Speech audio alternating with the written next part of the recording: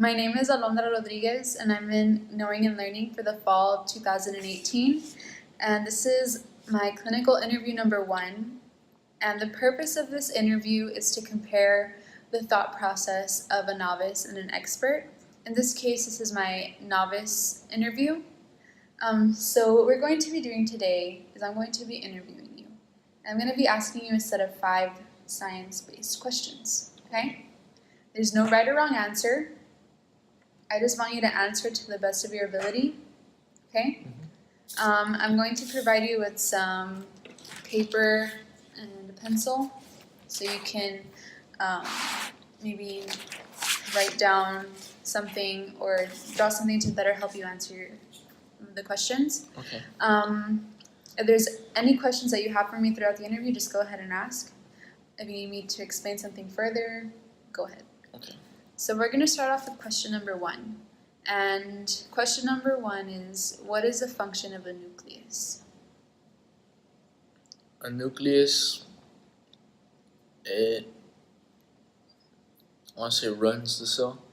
It keeps everything under control.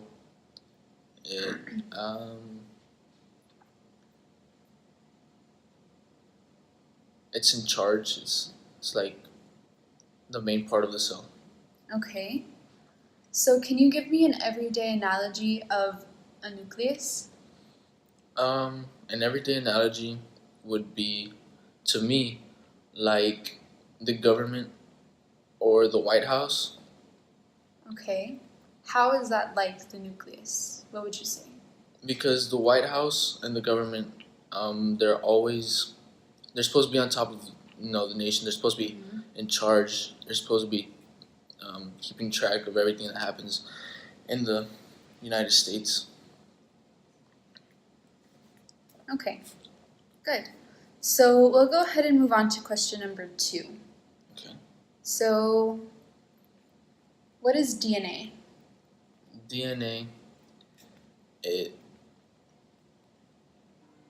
it's like building blocks, I want to say, or like foundation. It makes us us. It's the main part.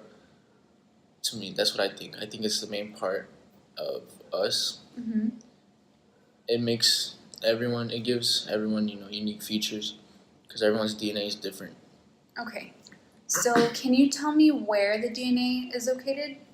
I think the DNA is located in the cell, in the nucleus.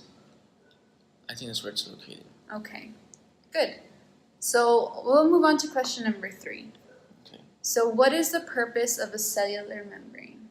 A cellular membrane, I think that is what protects the cell. I think that's what keeps everything out and keeps everything that's inside in.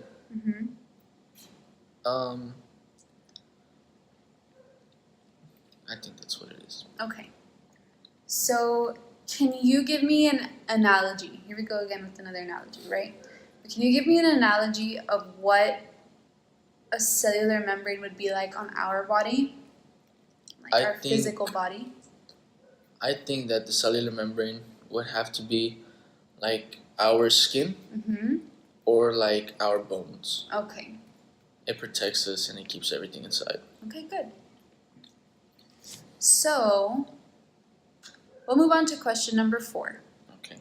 So what is a mitochondria? The mitochondria is the powerhouse of the cell, from what I've learned. Okay, so you've learned that it's the powerhouse of the cell. But why is it the powerhouse of the cell? I forgot that. Okay. I don't know why it's called that. Okay, so in a cell, where is the mitochondria located? It's located inside of the cell membrane. Okay, you gonna draw it out? Yes, I am. Okay. But it is not located inside of the cell nucleus.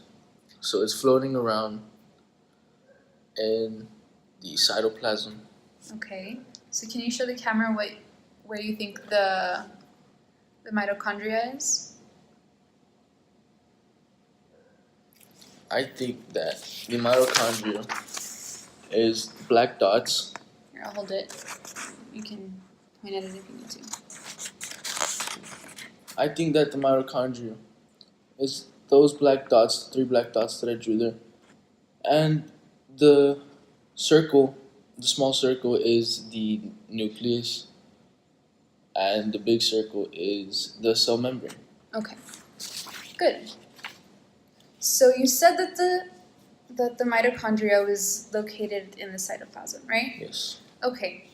So can you tell me what other organelles are located where you drew those mitochondria? What else makes up a cell? Like what other organelles can you find in a cell? Other organelles can be the vacuole, ribosomes, lysosomes, Golgi body, Golgi apparatus, endoplasmic reticulum. Mm-hmm.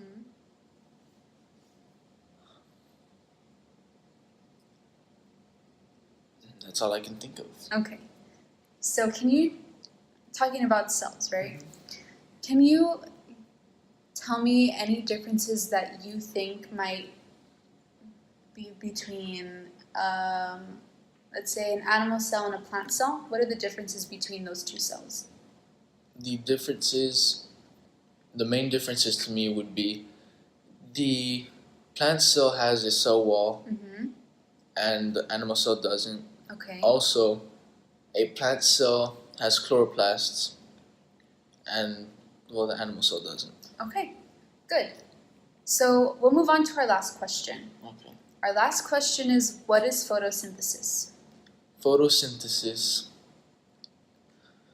Photosynthesis is the process of a plant turning sunlight into energy. Mm-hmm. It gives nutrients to the plant. I say it makes the plant, it gives it flowers. Okay. So let's say that, okay, I'm just going to ask you this question. Okay. Do you think that photosynthesis is important in our environment? Yes, I think it is. I think it's important because without photosynthesis, there wouldn't be oxygen. Mm-hmm. There would be very high levels of carbon dioxide. There wouldn't be much plants because there wouldn't be anything to reproduce with from insects from plant to plant. I don't think there wouldn't be a population on Earth because there wouldn't be any plants to give off oxygen. Okay. Well, you seem to have a pretty good understanding of what we were talking about today. Mm-hmm.